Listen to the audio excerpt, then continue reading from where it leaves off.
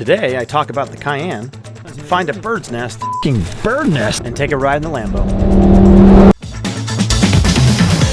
That's f***ing awesome. This is the Porsche Cayenne S E-Hybrid Platinum Edition, and I'm going to show you all its quirks and features. No, I'm just kidding. I'm not f***ing Doug DeMuro. But what I will tell you about is the fact that we've enjoyed this car, and now it's time to get rid of it. The Cayenne S E-Hybrid Platinum Edition, I'll have you know, is the longest Porsche model name in existence. What is also special about it is the fact that it is one of their first three plug-in e-hybrid gas and all-electric vehicles. And since we've had Cayennes in the past, we wanted to get another one, and this time when we purchased this one, it was great to find one that was electric, plug-in electric, and gasoline. So that way we wouldn't have to worry about any range issues with the electric motor. But the Cayenne itself is actually a great-looking car. I think it's maintained the great lines that it had in the first generation. This is now the third generation, the one that we have at least. The Porsche is on their third generation update, which I think looks fantastic. And the Turbo S wheels that we got on this car also help to complement the good look of it, along with the e-hybrid badging that it has with the green outline of the letters. I think it's fun. It looks great. It's also on the door sills and in the front cluster, as well as the rear badge. The Porsche looks normal, but the Cayenne S model name still has that green outline, which I think is really cool.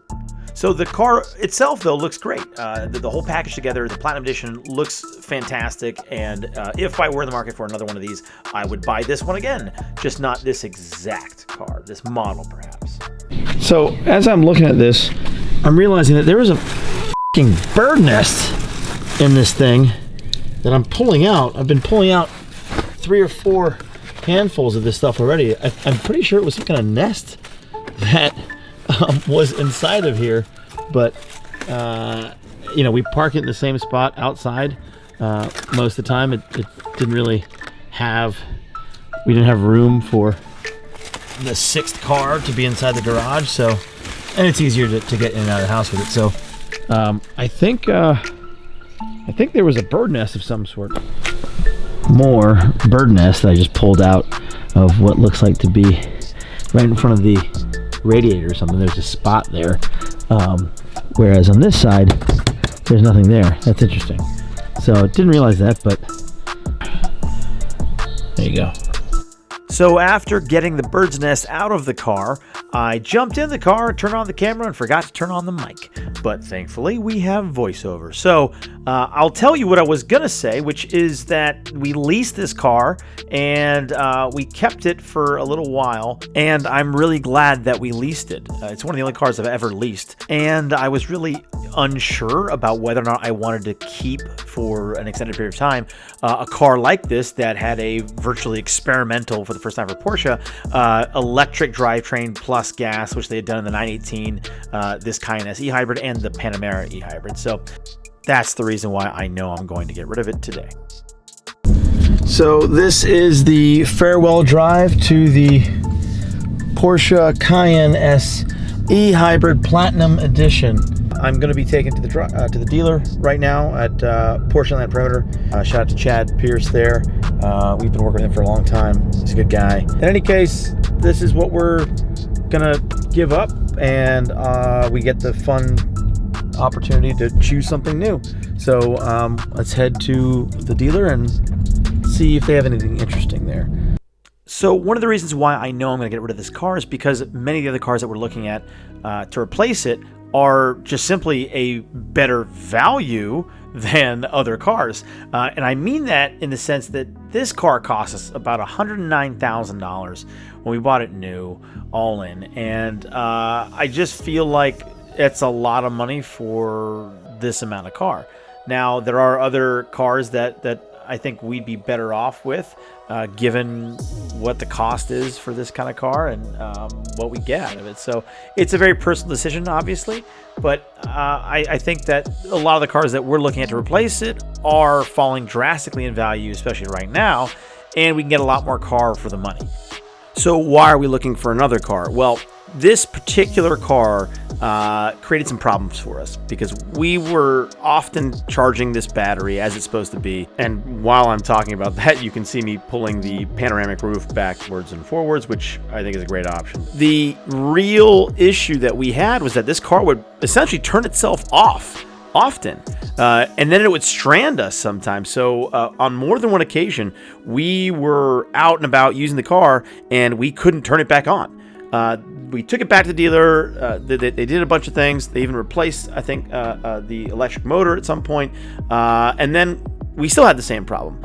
So that was one of the issues that we didn't want to deal with in the future. And then in addition, the PCM that I'm showing here, which is that control center in the center stack, that would turn itself off. The screen would go black sometimes and wouldn't come back on. So it was like, what the f***? Half the time on a brand new car, it would create problems for us. And then finally, just being able to turn on the AC, things like that, we wouldn't be able to do for 10, 15 minutes at a time, sometimes when he started the car. So I've known a bunch of people who've had this exact model, and they haven't had any problems whatsoever. We happened to get a bad egg, which is why we're leaving the brand altogether. We gave Porsche multiple shots to make everything right, and liked the car so much that they were willing to go through that process.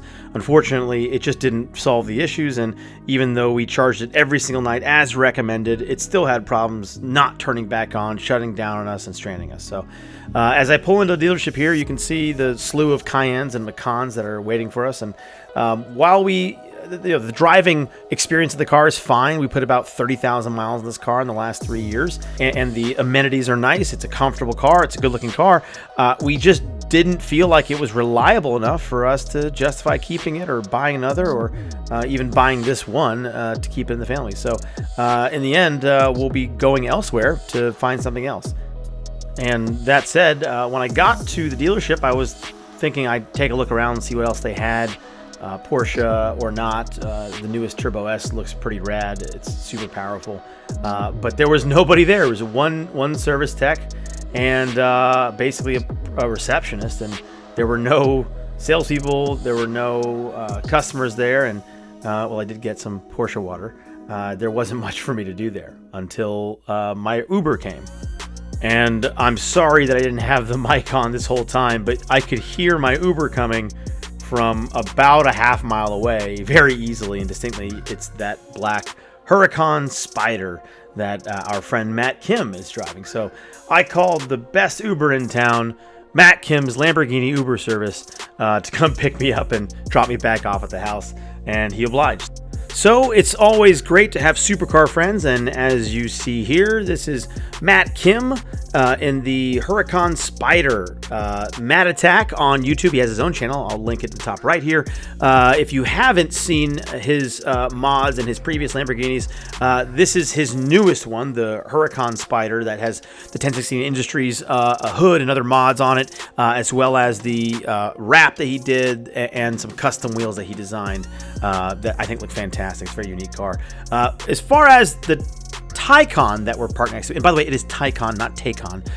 The Taycan that he happened to park next to, we started chatting about it because it was there and nobody was even there to talk to us about it. But it was just sitting there and we started talking about it. And you know, I really just don't think this car is a value. As an electric car owner who now just got rid of his electric car, I was interested in the technology. I even looked at the Fisker before this, and the Teslas, which bore the crap out of me.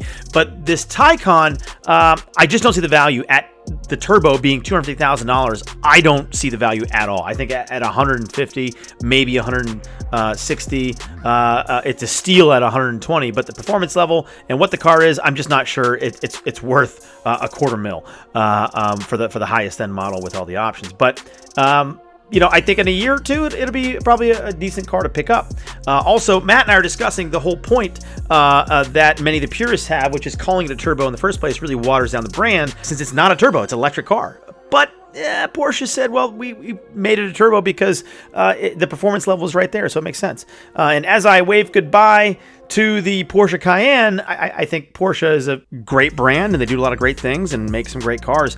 Obviously, the Cayenne hybrid that we had wasn't great for us, and the Taycan isn't really exciting to me. But as I get into Matt's Huracan Spyder, It reminds me of why I don't really love the Taycan. I'm not excited about it in the first place, because for the same amount of money right now, I could pick up a Huracan Spyder. So it doesn't really excite me in that realm. Now, granted, it's not the same type of car. They're not the same class. They do different things. But for me personally, I buy cars that I can use in the way that I want to use them and that excite me. And the Taycan doesn't. And obviously the Cayenne didn't either.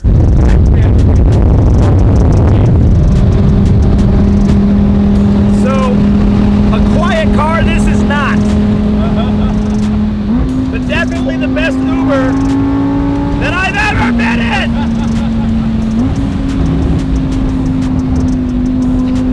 My car's so low. You can feel it. Feel every f***ing bump.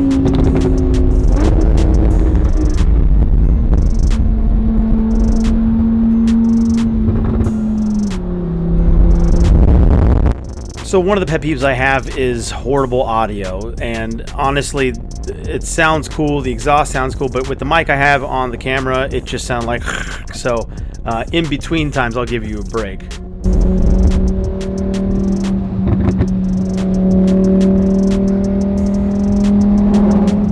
Only like one spot you can put this to. You can't even put it down here or up there.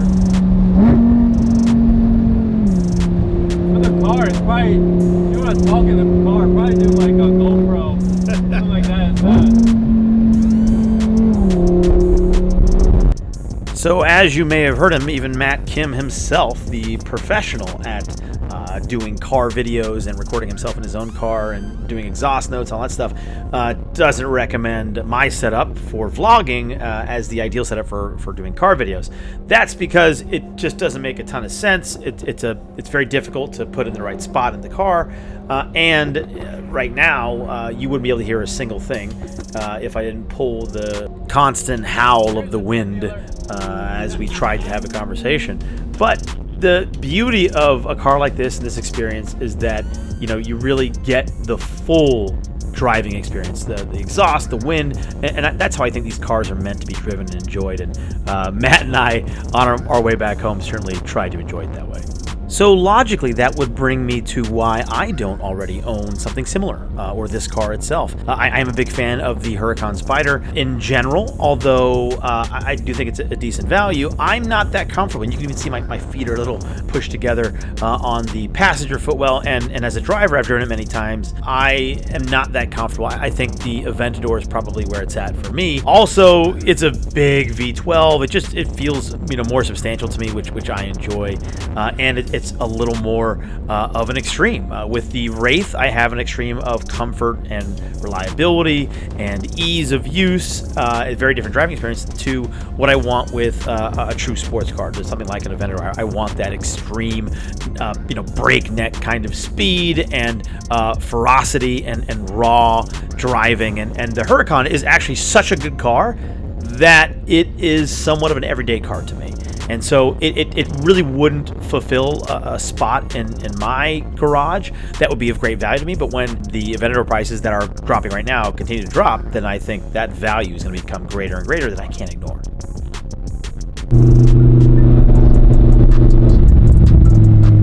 Make sure I can get in.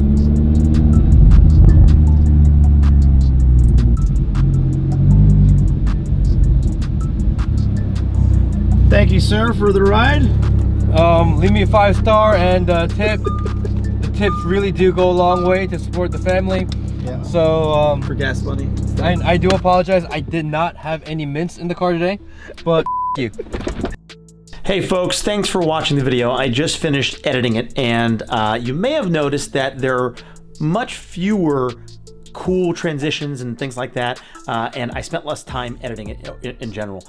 The reason why is I want to be able to put more content out as often as possible with less of the burden, especially right now during coronavirus, of editing, because I'm doing everything myself. So if that's something that you might like, let me know in the comments, but don't forget to subscribe if you like this or any other videos, and also hit notifications so you know when the next time I put one out. But my goal is to keep putting them out and put out things that make sense to you guys, but also that I love doing. And frankly, if it becomes too much of a chore to edit a single video each time, I'm going to end up doing fewer of them. So I want to be able to bring more of the good content that you guys like. So let me know what that is, and also make sure that it's something that you're going to want to consume in that format. So let me know, and I'll see you soon.